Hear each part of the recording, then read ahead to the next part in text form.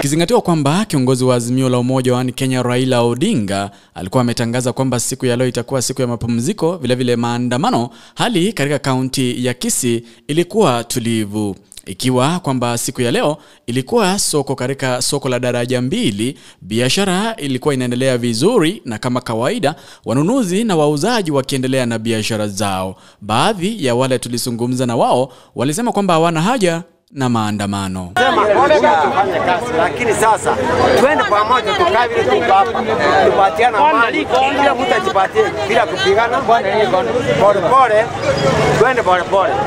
Maandamano hakuna chochote kenye inatusaidia. Kitu kenye kinatusaidia tufanye kazi yenye inatusaidia. Hayo ndio niko nayo.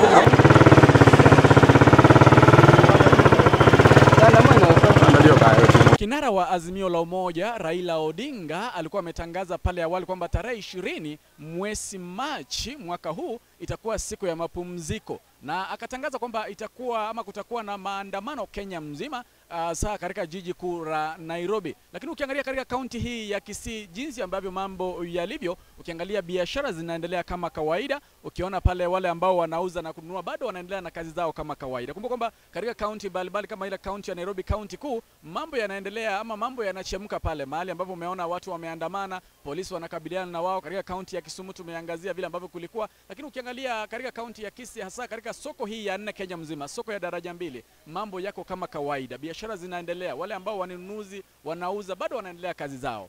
Videlis Moshoge, AGR News.